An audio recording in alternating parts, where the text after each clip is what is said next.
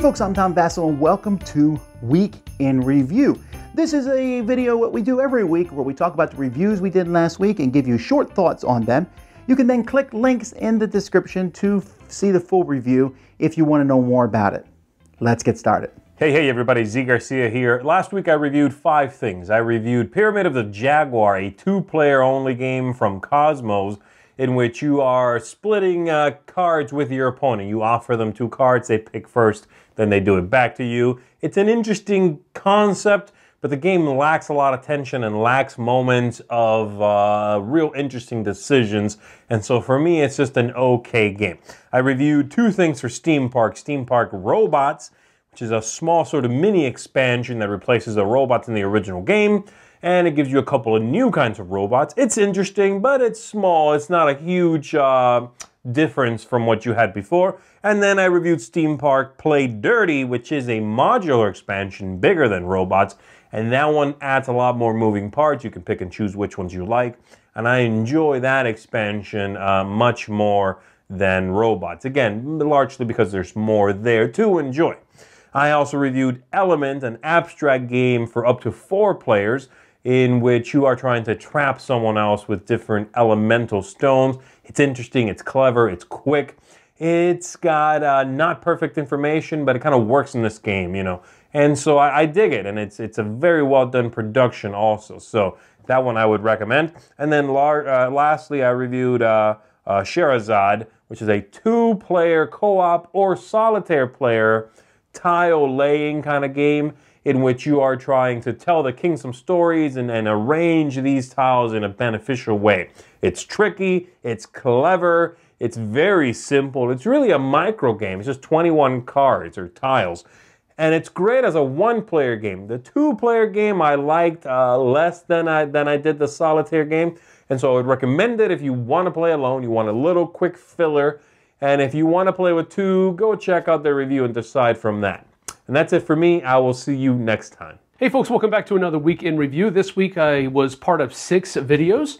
The first one was Throat Punch Lunch. I didn't actually get a segment done for this one, but a lot of really neat segments there. If you haven't given Throat Punch Lunch a try, simply because of its name, which really by now, come on, give it a whirl. It is the show that is nicer than it sounds, has a lot of great segments in it. Go give it a whirl. And I was also able to do a comparison video of Coliseum, the TMG version that is becoming available this year, and the DOW, Days of Wonder version that has already come out. So I compared both of those versions. Generally speaking, go get the TMG version because the other one is out of print and it's really expensive if you can find it.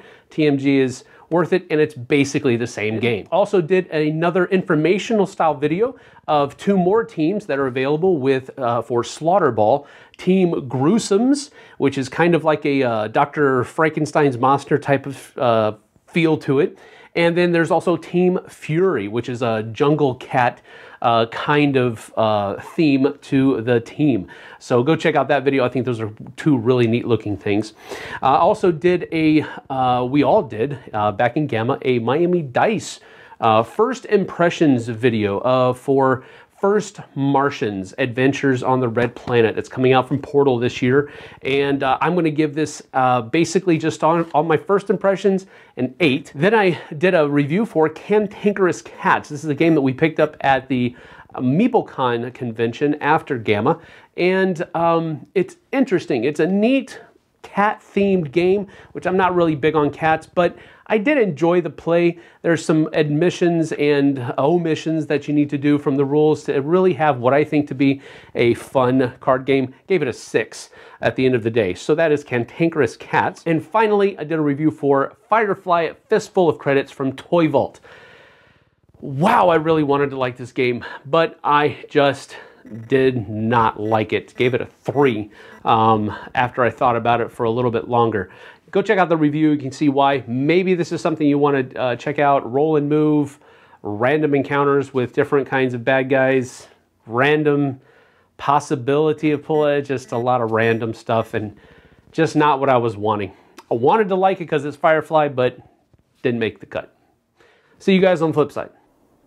Hey, what's up, Dice Tower? This is Brian Drake. Sorry for the on-the-location type of shooting. I'm out in Coronado, California for a show tonight, but I wanted to do a quick This Week in Review. This week I took a look at a quartet of 4 HeroClix videos, the DC, Marvel, Teenage Mutant Ninja Turtle con exclusives, as well as the Guardians of the Galaxy Gravity feed from the movie. Make sure you check those videos out to see what those dials do and what the figures do and all that sort of stuff. Great stuff for the future of HeroClix coming at you this year in 2017. So that's what I took a look at this week. For more, check out the latest retro. We'll see you next time. And finally, me. First of all, Great Scott. Great Scott, was this a boring game? It's a game about making inventions, putting them together, collecting sets of cards, but it really just came across as a boring thing. Set in the Victorian era, it has a Victorian sense of humor, I guess, which is just not that interesting. Nerdy Inventions, same theme, a dice rolling game where you get different cards and then use those cards to roll dice and get more. Just found it to be very much roll dice and see which card you can get. Yay, I take that card and then do that to get more. I wish there was more choices. Nitroglycerix, which is a really cool looking game. And it has a neat idea in it, but the gameplay itself is kind of just like, who can do this faster wins, which I know is the concept of the game, but they have this kind of game build about it, about getting cards. It just doesn't fit the theme as well as it should. The Banishing, this is a cooperative game from WizKids in which you are trying to banish creatures. A very stark looking game, but one in which each person has some very specific things and you have to work together as a team, passing cards around. I think that if you like short, smaller co-op games, this one will really strike your fancy. Wave Breakers is a puzzle from Think Fun, which uses waves and ships to move around. I found that one very enjoyable. Mighty Monsters, this game is really cool, in which you are sending out monsters to steal gold from the king's treasure. It looks like it, and I think it is marketed towards kids. I think younger kids are really not going to catch the nuances of this game, but if there's a fun game where you try to play cards and you're kind of pushing your luck, but pushing other people's luck too. 1754 is the third in the series from Academy Games. We had 1812 and 1775. This is the third one. It's another good game. It's pretty much the same system, adds a few differences like forts, but just really well done. I took a look at the Batman Dice Masters. This one has double-sided cards in which you can sometimes pick which side of the card is going to be on a table at any given point, or maybe something will cause it to flip, but a lot of other cool abilities in this one. Had a lot of references to villains, which I liked. Definitely a set to check out, especially if you like Batman at all.